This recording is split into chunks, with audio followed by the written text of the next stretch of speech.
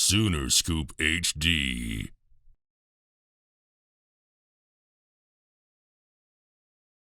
What a fun time for us as coaches and our staff and everyone that loves Oklahoma football to celebrate at Christmas time all the new young men and families that we get to welcome into our family. Incredibly proud of our staff for putting together an amazing class up to this point in time. Love the 25 plus guys that we have committed right now. 14 different states represented and counting. Met tremendous needs and have a foundational player in Jackson Arnold at quarterback.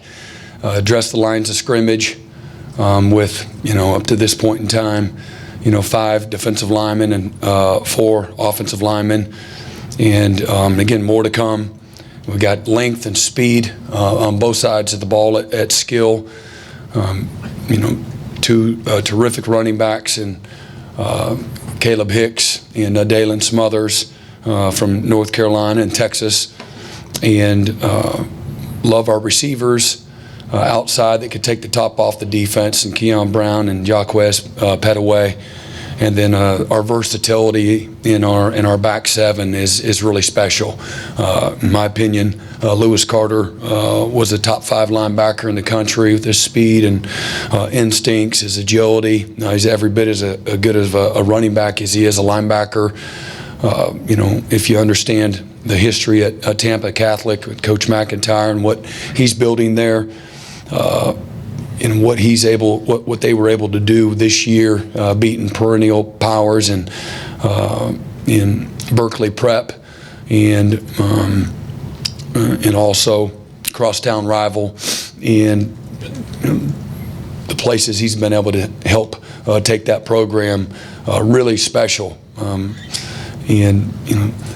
Omosio, Sammy Omosio, another versatile outside linebacker from Crandall, just a fantastic football player. And then Phil Picciotti, who I felt like was one of the most violent middle linebackers. Just can't block this guy. Violent hands, great instincts, really what you want to be strong on a defense, to be strong on defense, just being strong up the middle. Versatility, I really feel like all of the 6 right now in counting defensive backs, I feel like they all could play corner, safety, dime, 6-pack, nickelback, cheetah. These guys are long and fast and instinctive. Kendall Dolby, Jacoby Johnson, Eric McCarty, Dave McCullough, Makari Vickers, and Josiah Wagner. Just a tremendous group of athletes and intelligence, instincts, ball skills. The lines of scrimmage on both sides of the ball is incredibly important, and we're still recruiting to those positions. Again, defensive line, generally speaking, and offensive line. We've got 4 great ones on the offensive line. Josh Bates being our first commitment back in August of 21. He's never flinched, and love his belief in, along with all of these recruits and their families, the belief, the stick-to-itness that we ask our players to have all the time. They certainly have represented that because people came at all of them with, you can imagine the dialogue or the, waving money and opportunity at these guys, and they never flinched, and that's just affirmation, because obviously you have to be good enough athletically and talented, but I think that's just the bare minimum. We're really looking for the right people. 18 of the 25 guys that we're talking about, we're former captains where they come from, great leaders where they're at, excellent students, but just people that have been about commitment, and they understand the hard that it takes to be great, the work ethic that it takes. And, even though there were some storms this season, I know we didn't plan for it to be 6-6. As a matter of fact, we planned for exactly opposite of that. And so despite that, these players and their families, again, never flinched. And I had one family, the mama told me, we're not rich, we're not poor, but we're good.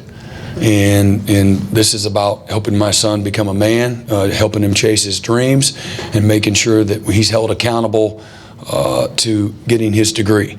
And that's just a breath of fresh air. That's what college should be about. We know there's less than 2% of all college football players ever have a chance to make an opening day roster.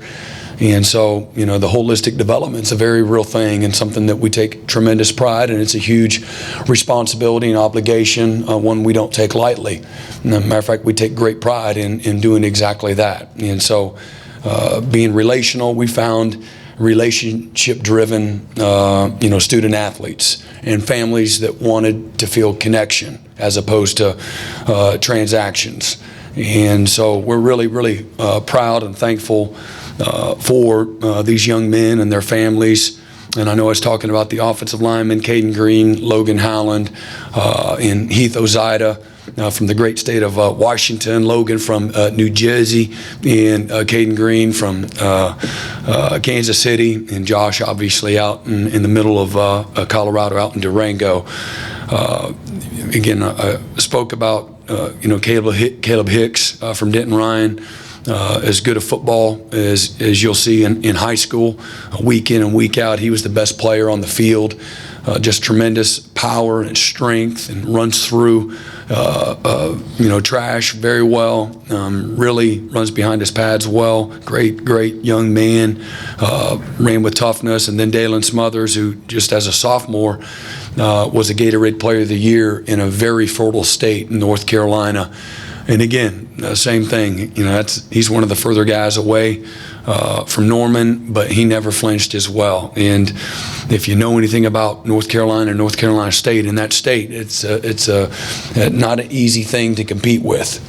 Trust me. And then defensive line again signed 5 up to this point in time. PJ Adabarwe, just a fantastic young man. His brother. Getting ready to get drafted high, a defensive lineman at Northwestern. But he's broad, he's long, he's all arms and limbs. He can really run, very explosive, natural instincts as a pass rusher. Got a great frame, just south of 230 pounds. Really like where he's at in what his future looks like. Derek LeBlanc is a technician. He's got an old soul to him. As a young man, I think he's been here like 10 times. Just a very relationship-driven young man. Ashton Sanders got a great story. He and PJ, along with Marcus Strong and Taylor Wine, the other defensive linemen, all 4 of those guys were relatively unknown after their junior years, and were guys that developed. And we want to be a developmental program. We don't want to be in a hurry to be the first to offer, the first to get a commitment. We want to make sure we get one that lasts and that's impactful. And those young men they've all got great stories. But Ashton out of LA is a really excellent athlete. Is a bigger guy, just over 300 pounds, and tremendously agile. Got great feet. Marcus Strong, again, as a jumbo defensive lineman, can play outside and inside. And then Taylor Wine, again, another broad and long and high motor guy that can rush the passer, plays with tremendous effort at a really high classification against good competition in the state of Tennessee. All excellent students, and as I said before, great leaders as well. Cade McIntyre, love his versatility, can play on either side of the ball, and there's lots of guys that could play on either side of the ball. Jacoby Johnson, Makari Vickers, Josiah Wagner, Dalen Smothers would be a monster safety. Again, he's going to be a great running back for us, but Dalen Smothers, love his, again, versatility. Jaquez Petaway, he could lock down on either side of the ball. And then Cade McIntyre, a guy that we really felt would be an impactful player at both linebacker and tight end, and asked him which side of the ball he'd prefer, and he chose tight end. So These are the guys that are committed up to this point in time. Again, as I said, leaders, great students. We're looking for young men that are looking for the things that we value, that we talked about many times over the last 12 months: relationships, education. They value structure and accountability and discipline. They're looking for connection, not only in the present, but forever. These are young men that care about their legacies and leaving their mark somewhere, and being committed to something that at a place like Oklahoma that represents excellence. I'm really proud of our staff and all the people internally, J.R. Sandlin and Lee Davis, amongst others, Drew Hill and JP just did an outstanding job, relentless in their work, in the coaches, finding the right guys that are going to fit the profile that we're looking for here at Oklahoma. And again, as I said before, feel like there'll be give or take up to 10 additional players by the time it's all said and done, when we get to the either the first day of classes of the spring semester, or by the time we get to the February signing date. Again, we have 14 different states represented. We're going to have roughly 20 guys or so be mid-year, and I don't know, and then the other one just here locally, I'm incredibly excited about. Again, Chapman McCowan, another running back. He's represented excellence since he's been a freshman at Norman North, and regardless of whatever sport he's in, he's dominated. So whether it's wrestling or track, baseball, certainly football, just an outstanding young man, great family. And love the leadership and the toughness that he'll add. He'll be a mid-year as well. Austin Stogner, as y'all are very familiar with, it will be with us as well. And I met Austin maybe my second or third day here, and he just wanted to shake my hand and tell me he was gone. So he'd already made that decision, and once I realized that it didn't matter what I had to say, it was just something that he felt he needed and wanted to do. I wished him well, and but now he's realized he wants to finish his career here at Oklahoma. He felt like this was home, and you'll all have an opportunity at some point in time to interview him, but really felt like this is where he wanted to be to finish his career, and we felt like he could be a tremendous addition. We know the talent, the size, the length, the athlete that Austin is, and what a weapon he can be, in our offense. So incredibly excited about him as well. So with that, I'll open it up. We'll start with Eric Bailey. Brent, I want to ask you just about the defense. Was there a specific grouping that you felt the most needs? And then also, how important is it just not to depend on the portal at times like this, but to build that foundation and get the type of players you did out of the high schools? Well, as you know, we've between graduation and our own portal guys that have gotten into the portal, addressing every single position on the team was a need.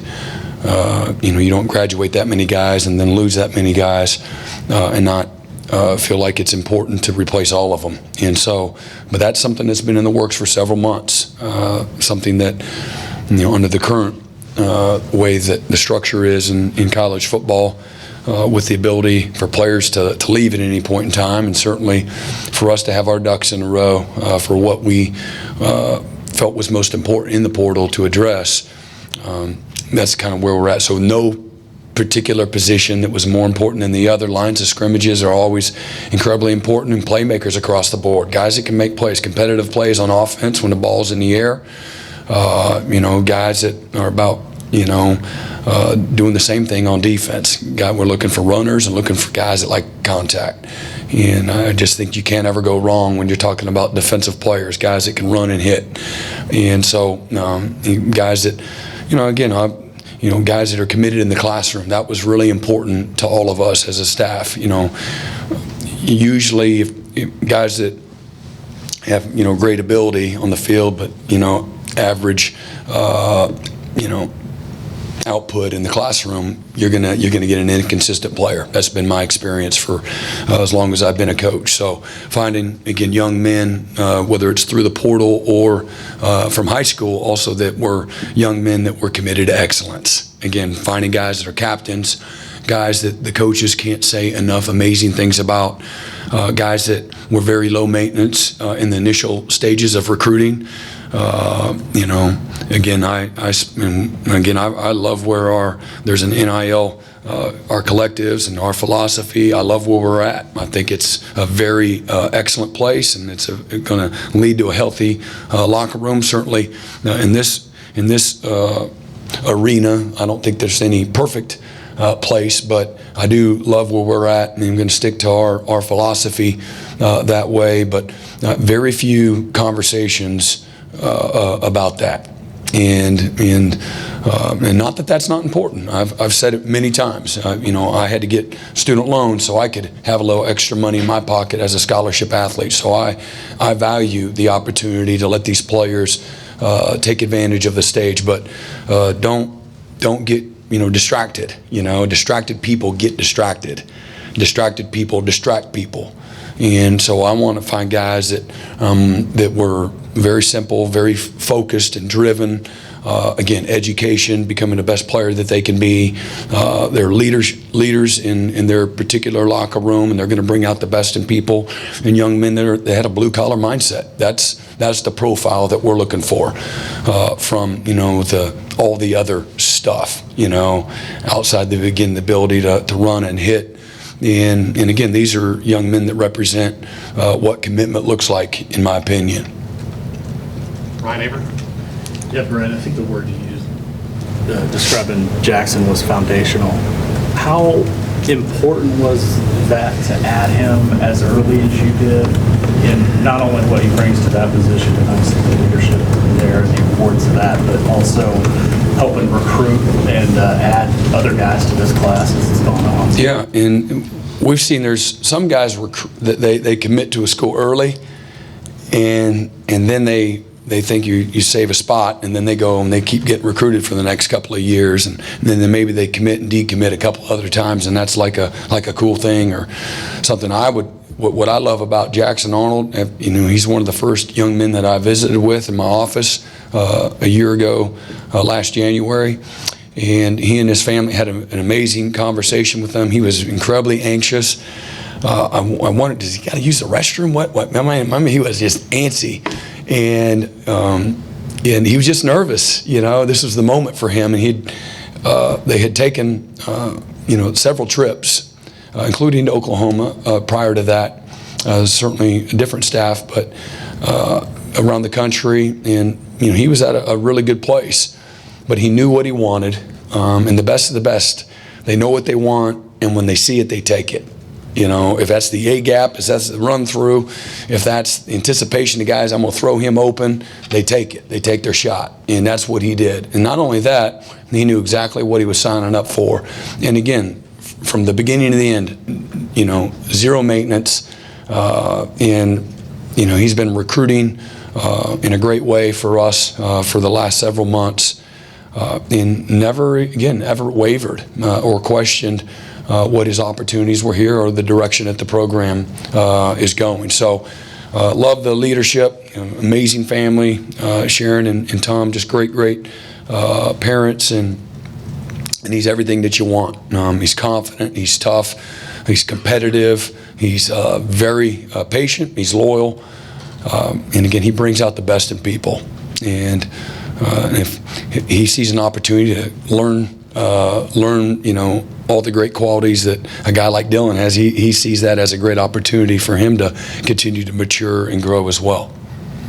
Mm-hmm. Brent, a full year of recruiting with guys knowing you're headed to the SEC, how much did that impact, you think, your salesmanship and their reception to jumping on board? Yeah, that was probably part of every conversation that we had, whether they, instigated that part of the, conversation or we did.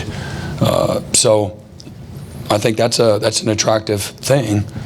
Certainly not a deal breaker, but I do think it's an attract because I believe in the program, not necessarily the conference. You don't choose a school because of a conference. You choose it because of the program and the people and the programmatically and the history and the success, things of that nature. But I think it's another that you can put on the end of a whole long list of ands for us, and going to the SEC at some time in the near future. You spent 10 years recruiting against the SEC for Clemson. Yeah. How much of was that something you had to overcome, or was that pretty easy to get the guys you wanted in the face of that? Yeah, no, that's a great question, and I think the easy target was the ACC, or attack the conference, and so like I said, we stood on, just like when I was here, or even at Kansas State for that matter, looking at the program and the success that the program has had.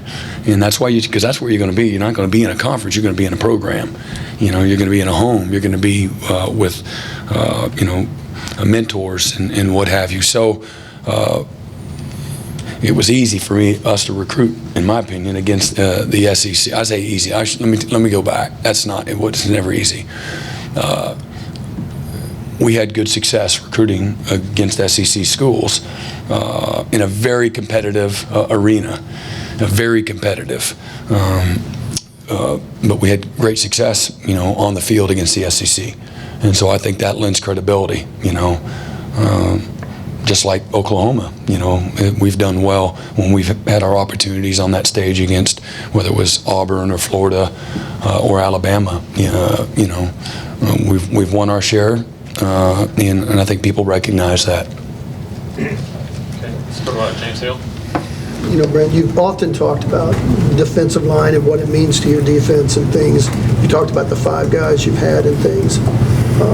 Talk about this group. I know a couple of them are rush ends or defensive ends and things, but do you feel like you were able to get guys that can play across the entire defensive line? Yeah, no question. I don't see PJ or Taylor really being inside guys. Could they at some point in a sub package on third down? Certainly. But we've got a couple of ends, and we got 3 tackles, and we're still working diligently to add to that group of guys. But again, love the versatility of the group. What I really like about all of them, they all can rush the passer. So we got the instincts and the skill to be able to rush the passer relative to their positions. They got length, size, and then we got the best strength coach in college football, and Jerry Schmidt, that'll and an amazing nutrition program and sports science as well. That's going to give these guys an opportunity to grow into their bodies and their frames and develop into outstanding defensive linemen. Jacob Lacey's another guy that's coming in. Can you talk about him yet? My understanding is that I cannot. Okay. Not that there's any cause for alarm. Yeah, Brent, just sort of the balance between going through the high school recruiting ranks or the transfer portal, especially when you get to these last couple weeks, and trying to figure out what's the best avenue to choose. Yeah, the best avenue is who can come in and make an immediate impact, make us better at positions of need, better than what we might already have, or and then finding the right people. And there's several guys that we turned down that we feel like are excellent players because they weren't quite what we're looking for from a totality standpoint. And I think having guys that are right fit's important. It's whether it's you're choosing a staff member or you're choosing a player. You want guys that are going to value the same types of things that you value as well. And so there's that balance, and you address if you felt like you were good, the scholarship numbers aren't infinite, and you have your what the limitations are at 85, and so for us, we're conscious of what is the most desperate and dire need, and as opposed to this guy's pretty dang good, but we need more help over here. This guy's probably could play for us right away at another spot, but if which one do we need the most help at? And so you got to make some of those decisions as well. And so that's what we did. Okay, Jesse. Brent, you've touched on it a little bit, but wanted to ask you about PJ. Just what did that recruiting process look like with him, and how big is it to add a guy like him just on the defensive line? Yeah, again, Miguel and the defensive staff identified PJ last January as a guy that we really felt could grow into something special, and developed relationships with him, and was pretty lightly recruited until about midway through the summer, and then things really started getting heated up for PJ. But again, knowing his family and the type of people that they are, he's a very loyal. Going to do what he says he's going to do, and really never had a problem, whatsoever with him. Although people continued to try to recruit him, he did a great job of managing that along with his family. But he's got tremendous upside. Again, he's about the work. Excellent student. Got tremendous humility. Incredibly intelligent. Great talent. Natural pass rush ability. Brandon Drum? How hard is it to manage your official visits with the transfer portal and the high school recruiting, because you lose, say, 20 guys at graduation, and then you lose 17, 20 plus to transfers? How do you manage that, because you still got to fill those spots, right? Yeah. And you only have a limited amount of official visits. Yeah, and you go back to, the turnover that we had when I got here, which is not ideal. So we needed to visit guys. It's a calendar year, so those guys that we brought in last year also count, and so that puts tremendous strain on you. And then again, you have to evaluate every situation on its own. If it's somebody locally, maybe you don't have to use an official visit. If it's somebody that maybe you recruited out of high school and had been on campus before, maybe that's somebody that you don't have to, use one of those visits. So, they're getting ready, we believe, sometime in the next several weeks to pass a rule where they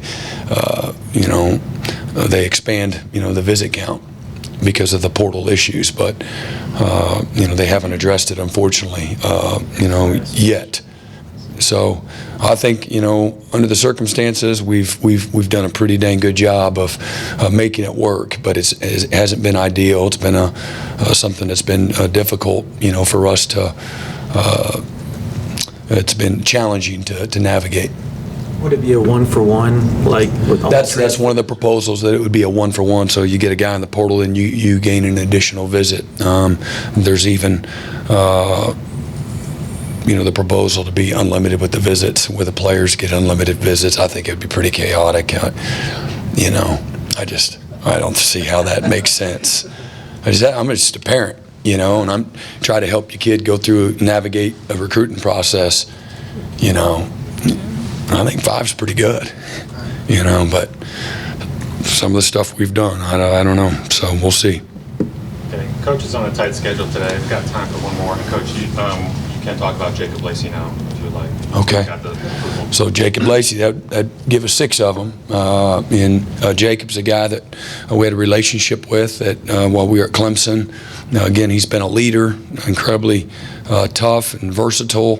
Probably going to be just an inside guy, but a guy that understands leverage and how to play the game. He's got a good foundation of fundamentals and moves well. He's a young man that we really felt like would be able to mentor some of the younger players. He's got great maturity, but natural leadership skills, and would bring great value to our locker room. Having played at Notre Dame and having college experience, we really have losing. I think we lost 6 inside, and I think 9 total defensive linemen from graduation to some of the portal. We had. Obviously, once 9 guys that, that's a bunch of guys all at once on your defensive line. So Jacob's a guy that we really are excited about, be here, at mid-year. Okay, John Hoover, back. Right. Because the transfer portal is still pretty new and you're still navigating the nuances of it, if you put a lot of time and effort, resources into recruiting a kid and he does go somewhere else at the last minute, does that close any doors for you? Do you have to keep those doors open now more than ever because of the way the transfer portal works? So you're saying keep the doors open for him Yeah, if he chooses to go somewhere if else? he chooses to go somewhere else. Is that bridge burned? I wouldn't say it's burned. I wouldn't say, really don't know. I think you would evaluate each situation and how the recruiting went. Haven't really, I mean, in the day in the life of a recruiter, you have to already anticipate what's next. That, okay, you have this amazing product, this amazing opportunity, but a lot of people have the same things to offer, whether we like to see that or not. That's how I've always looked at it. So what are you going to do if that doesn't work? What's the next, best plan, option? What are we going to do? Or maybe we like to be very, individualized, and instead of going after 3 of them for one, in a situation like that, let's go all in, and if we come up short, we know what we're going to do next, but I would try to be genuine and sincere with the one that we want, with one at a time. Does that make sense? Sorry, we have to end. Coach, Okay. thank you, everybody. All right. Sooner Scoop HD.